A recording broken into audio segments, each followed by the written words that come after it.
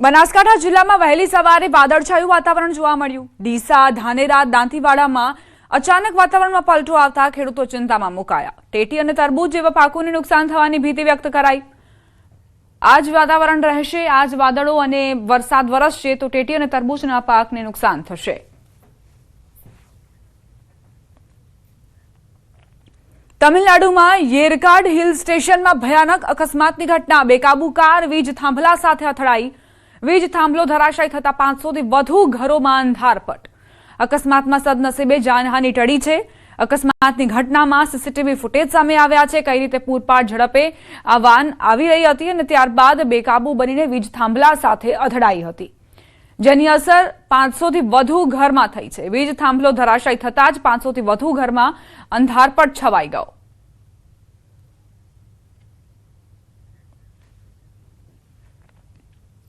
Surat local crime બ્રાન્ચમાં ફરજ બજાવતા constable ભરતભાઈનું માર્ગ અકસ્માતમાં મોત નીપજ્યું। કોન્સ્ટેબલ ભરતભાઈ રજા લઈને ગામ જઈ રહ્યા હતા।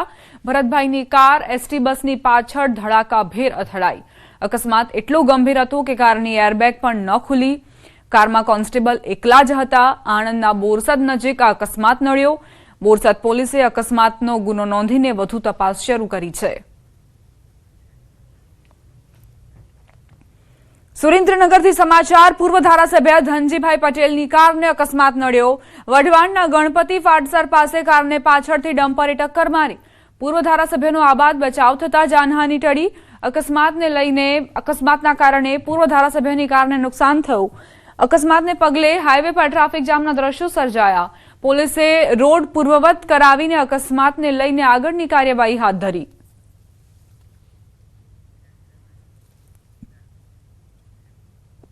બનાસકાંઠાના પાલનપુરના કાણોદર ગામે મકાનમાં એસી ફાટ્યું। એસી ફાટતા ઘરમાં શોર્ટ સર્કિટના કારણે આગ લાગી। ઘટનામાં નાસિર ખાન નામના ઈજાગ્રસ્તને યુવકનું હોસ્પિટલ લઈ જવામાં આવ્યું, પરંતુ યુવકનું સારવાર દરમિયાન મોત થયું। કાણોદર હાઈવે પર આવેલ અલી પ્લાઝાની પાછળ આ મકાન આવેલું હતું। એસી ફાટતા આસપાસના લોકો દોડી આવ્યા। એસીમાં વિસ્ફોટની આ ઘટના ગઈકાલે જ હજુ ફાયર વિભાગે એક એડવાઇઝરી જાહેર કરી છે કે નિયમિત એસી ફ્રીજ આ સાધનો એવા છે કે જ્યાં ગરમીમાં તેમની ઉપર લોડ વધી જાય છે, એટલે સર્વિસ કરાવતા રહો। અને એવામાં આજે આ દુર્ઘટના બની છે। એસીમાં વિસ્ફોટથી એક યુવકે પોતાનો જીવ ગુમાવ્યો। ચાલુ રસ્તા પર જંગલના રાજાએ દોટ મૂકી। ધોમ ધકતા તાપમાં હાઈવે પર એક સાવજ દોટ મૂકતો દેખાયો।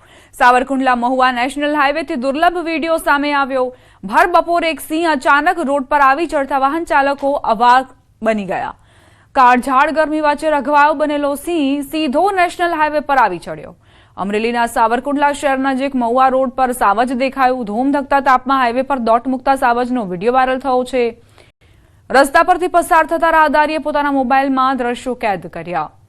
જોકે આ ઘટનાથી ફરી એકવાર સિંહોની સુરક્ષા પર સવાલ ઉઠ્યા। જંગલના રાજા સતત જંગલની સીમાઓ પાર કરી માનવ વિસ્તારમાં આવી રહ્યા હોવાની ઘટનાઓમાં વધારો થઈ રહ્યો છે। વડોદરામાં પોલીસ કમિશનર કચેરી બહાર હાઈ વોલ્ટેજ ડ્રામા સર્જાયો। શહેર ટ્રાફિક પોલીસની હેલ્મેટ ડ્રાઈવ દરમિયાન સરદાર સરોવર નિગમમાં કોન્ટ્રાક્ટ પર ફરજ બજાવતી મહિલાએ હેલ્મેટ ન પહેર્યું, જે બાદ પોલીસે તેને અટકાવી હતી। પોલીસ દ્વારા રોકવામાં આવતા જ મહિલાએ પોતાનો પિત્તો ગુમાવ્યો અને ટ્રાફિક પોલીસ સાથે બોલાચાલી કરી હોબાળો મચાવ્યો। પોલીસે મોપેડની ચાવી કાઢી લેતા વિવાદ વધુ ઉગ્ર બન્યો અને ઘટનામાં અન્ય મહિલા પણ જોડાઈ ગઈ, જેના કારણે થોડીવાર માટે તણાવપૂર્ણ સ્થિતિ સર્જાઈ। ત્યારે જે દ્રશ્યો સર્જાયા તે જોઈને સવાલ થાય કે શું પોલીસની કડકાઈ વાજબી હતી કે પછી આ મહિલા કર્મચારીએ પણ સામાન્ય નાગરિકની જેમ શિસ્ત જાળવવી જોઈતી હતી।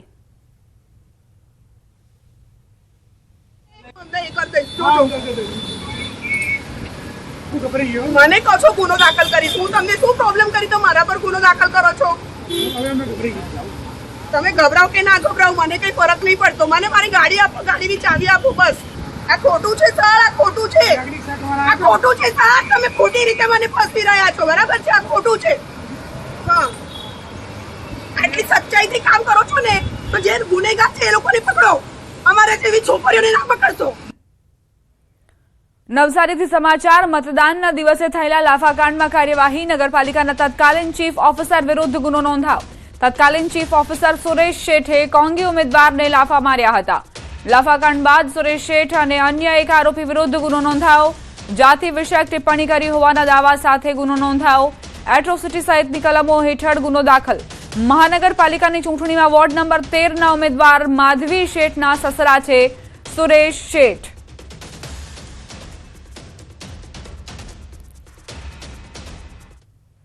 લોકશાહીમાં યુવા શક્તિ અને શિક્ષણનો સમન્વય હંમેશા સકારાત્મક પરિણામ આપે છે. બોટાદની ગુંદાળા જિલ્લા પંચાયત બેઠક પર આવું જ જોવા મળ્યું. અહીં સૌથી નાની ઉંમરના ઉમેદવાર કૃષ્ણાબા ગોહિલે ભવ્ય વિજય મેળવ્યો. તેઓ હાલ માસ્ટર ડિગ્રીનો અભ્યાસ કરી રહ્યા છે. કૃષ્ણાબાઈ પોતાના પ્રતિસ્પર્ધીને 640 મતોની લીડથી હરાવ્યા. તેમની જીતે સૌને આશ્ચર્યચકિત કર્યા. તેઓ યુવાનો માટે પ્રેરણારૂપ બન્યા છે. જીત પછી તેમણે નમ્રતા દર્શાવી. બીજા જ દિવસે તેઓ મતદારોનો આભાર માનવા નીકળી પડ્યા. તેઓ ગામે ગામ જઈ રહ્યા છે, ઘરે ઘરે જઈને લોકો સાથે મળી રહ્યા છે, વૃદ્ધોના આશીર્વાદ લઈ રહ્યા છે. મતદારોનો વિશ્વાસ બદલ આભાર પણ વ્યક્ત કરી રહ્યા છે. લોકોમાં પણ ખુશીની લહેર જોવા મળી. લોકો પોતાના પ્રતિનિધિની વિનમ્રતા જોઈ આનંદિત થયા.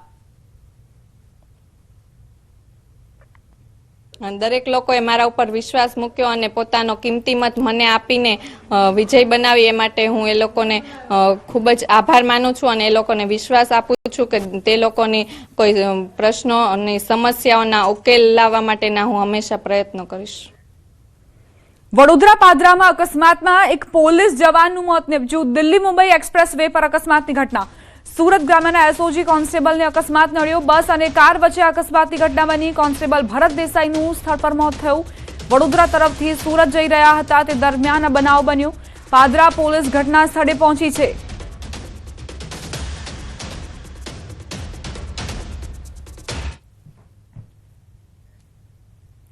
મે મહિનામાં વધુ ગરમીના એંધાણ. હવામાન વિભાગે પૂર્વાનુમાન જાહેર કર્યું. મે મહિનામાં સામાન્ય કરતાં વધુ રહી શકે છે તાપમાન. મે મહિનામાં હીટવેવના દિવસો વધારે રહી શકે છે. સૌરાષ્ટ્રમાં હીટવેવની સ્થિતિ વધુ રહી શકે છે. સામાન્ય કરતાં 3 થી 4 દિવસ વધુ હીટવેવની સંભાવના. મે મહિનામાં પ્રી મોન્સૂન એક્ટિવિટી પણ વધુ પ્રમાણમાં જોવા મળી શકે છે. હવામાન વિભાગે મે મહિનાનું પૂર્વાનુમાન જારી કર્યું. अधिकतम तापमान जो अबव नॉर्मल रहने का संभावना रहेगा, मतलब जो सामान्य से ऊपर रहने का संभावना रहेगा. और जो लघुत्तम तापमान है above normal most of the places रहेगा.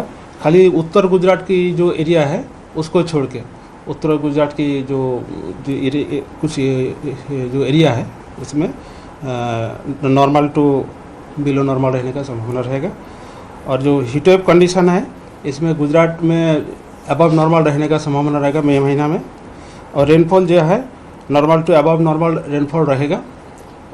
जो आइसोलेटेड पॉकेट सौराष्ट्र कच्छ की कुछ हिस्सों में बिलो नॉर्मल रेनफॉल होने का संभावना रहेगा. આંધી વંટોળ સાથે વરસાદની આગાહી કરાઈ છે. હવામાન નિષ્ણાંત અંબાલાલ પટેલે મોટી આગાહી કરી છે. 15 મે બાદ કાંઠાના ભાગોમાં ભારે હલચલ જોવા મળશે. અરબ સાગર બંગાળના ઉપસાગર સક્રિય થાય. 17 મેથી જૂનના પ્રારંભમાં બંગાળ ઉપસાગરમાં ચક્રવાત. આ વખતે અરબ સાગર વધુ સક્રિય થઈ શકે છે. 8 જૂન બાદ અરબ સાગર વધુ સક્રિય રહેશે. અરબ સાગરમાં પણ ચક્રવાત રહી શકે છે. 28 મે સુધીમાં અંદમાન નિકોબાર ટાપુ પર વરસાદની સંભાવના. 28 મેથી 1 જૂન સુધી દેશમાં ચોમાસું દસ્તક દઈ શકે છે. 28 મેથી દક્ષિણ ભારતમાં ચોમાસું બેસી શકે છે.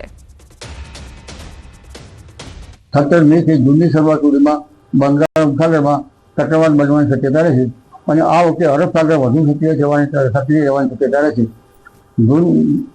જૂન સુધીમાં તો અને 8 જૂન બાદ અરબ સાગર વધારે સક્રિય રહેશે અને અરબ સાગરમાં પણ ચક્રવાત થવાની શક્યતા રહે. લગભગ 28 મે સુધીમાં આંદામાન નિકોબાર ટાપુમાં ભારે વરસાદ થાય અને 28 મેથી ભારતના દક્ષિણ છેડે ચોમાસું પહોંચવાની શક્યતા રહે. 1 જૂન સુધીમાં ચોમાસું પહોંચવાની શક્યતા રહે. મે મહિનામાં કાળી આંધીની આગાહી કરવામાં આવી છે. 28 મે સુધીમાં અંદમાન નિકોબાર ટાપુ પર બની શકે કે ચોમાસાની એન્ટ્રી થઈ જશે અને ત્યારબાદ ગરમીથી રાહત ચોક્કસપણે મળશે. ચોમાસાના આગમનને લઈને મોટા સમાચાર. 1 સપ્તાહ વહેલી થઈ શકે છે ચોમાસાની એન્ટ્રી. હવામાન નિષ્ણાંત અથરેયા શેટ્ટીનું અનુમાન. દેશમાં ચોમાસાનું વહેલું આગમન થવાના એંધાણ. કેરળમાં 24 મે સુધીમાં ચોમાસાની એન્ટ્રી થઈ શકે છે. 13 મે સુધીમાં અંદમાન નિકોબાર પહોંચી શકે છે ચોમાસું. અંદાજિત તારીખમાં 2 દિવસથી વધઘટ થઈ શકે છે. હવામાન નિષ્ણાંત અથરેયા શેટ્ટીનું અનુમાન છે કે આ વખતે ચોમાસાની એન્ટ્રી વહેલી જોવા મળશે અને 24 મેની આસપાસ કેરળમાં ચોમાસાની એન્ટ્રી થઈ શકે છે. અઠવાડિયા પહેલા કેરળમાં ચોમાસાની એન્ટ્રી થઈ શકે છે તેવું અનુમાન અથરેયા શેટ્ટીએ વ્યક્ત કર્યું છે. આંદમાન નિકોબારમાં તો 13 મેની આસપાસ જ ચોમાસું આગમન કરી શકે છે તેવા પણ એંધાણ છે તેવી આગાહી હવામાન નિષ્ણાંત અથરેયા શેટ્ટીએ કરી છે. जो सामान्य प्री मानसून बारिश रहती है वो आ सकती है और फिर अगर हम देखें तो क्योंकि फिर आखिर में जब तक मई के आखिर में मानसून केरल के आसपास पहुंचने की उम्मीद है तो फिर इसके बाद में अरब सागर में जो हलचल होगा उसके ऊपर से उसका असर पड़ेगा कि अभी अगले 15 दिन में मानसून अंडमान निकोबार तक पहुंच जाएगा. अंडमान निकोबार पहुंचने की सामान्य तारीख लगभग 15 मई के आसपास है. तो इस साल पिछले साल के जैसे ही लग रहा है कि फिर से एक बार अंडमान निकोबार में जल्दी पहुंचेगा लगभग 13 तारीख के आसपास और फिर इसके बाद में आगे बढ़ते हुए केरलम में भी सामान्य से लगभग 5 से 6 दिन जल्दी पहुंचने का अनुमान है यानी लगभग 25 मई के आसपास. ઊંચા તાપમાન છતાં સહન નહીં કરવી પડે લૂ. પવનનું જોર વધવાથી 7 મે સુધી લૂ પડે તેવી શક્યતા છે. હવામાન નિષ્ણાંત અથરેયા શેટ્ટીએ 7 મે સુધીનું અનુમાન જાહેર કર્યું. કેટલીક જગ્યાએ 42 ડિગ્રી સુધી તાપમાન પહોંચી શકે છે. 30 થી 60 કિલોમીટરની ઝડપથી પવન ફૂંકાશે. દરિયાઈ પટ્ટી દક્ષિણ ગુજરાતમાં 33 થી 35 ડિગ્રી તાપમાન રહેશે. સૌરાષ્ટ્ર અને કચ્છમાં 39 થી 42 ડિગ્રી તાપમાન રહી શકે છે. ઉત્તર અને મધ્ય ગુજરાતમાં 40 થી 42 ડિગ્રી તાપમાન રહી શકે છે. દરિયાઈ પટ્ટી દક્ષિણ ગુજરાતમાં સવારે વાદળછાયું વાતાવરણ રહેશે. 3 થી 5 મે દરમિયાન મધ્ય સૌરાષ્ટ્ર અને ઉત્તર ગુજરાતના કેટલાક વિસ્તારોમાં કોઈક જગ્યાએ ગાજવીજ સાથે માવઠું હળવું માવઠું થઈ શકે છે.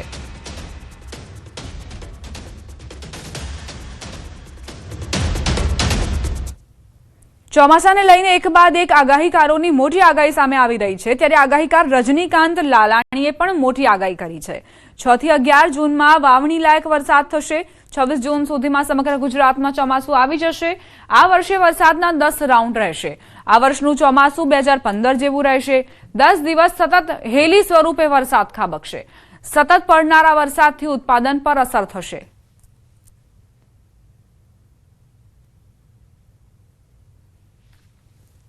આમ તો મે મહિનામાં 25 થી 29 મેમાં આપણે અરબી સમુદ્રમાં હવાનું દબાણ સર્જાશે એટલે વરસાદ શરૂઆત આપણે ખાંભા અમરેલી જિલ્લાનો લીલિયા ગોંડલ સાઈડ એ બધે ચાલુ થઈ જશે.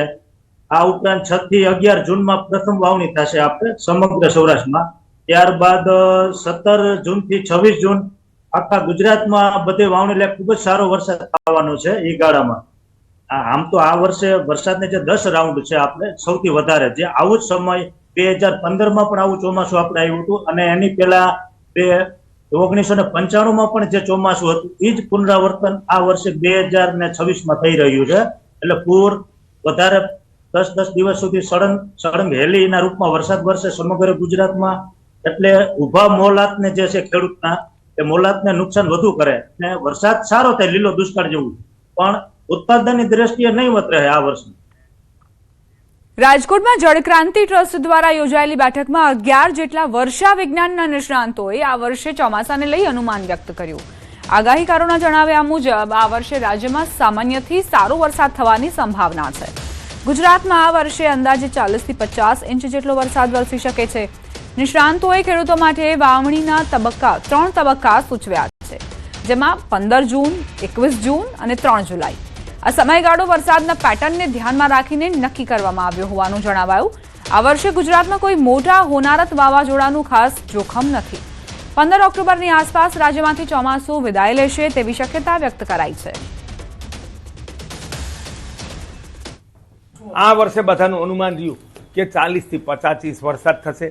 જળ પ્રલય નથી, દુષ્કાળ નથી, અતિ ભારે વાવાઝોડું કોઈ એવું નથી અને ક્રમશઃ વરસાદ આવશે. વચ્ચે એક વખત સામાન્ય વરસાદ ખેંચાશે પણ એ બહુ ચિંતાનો વિષય નથી. પણ આખા ગુજરાતમાં વરસાદ સારા પડશે અને વર્ષ સારું થશે એવો 11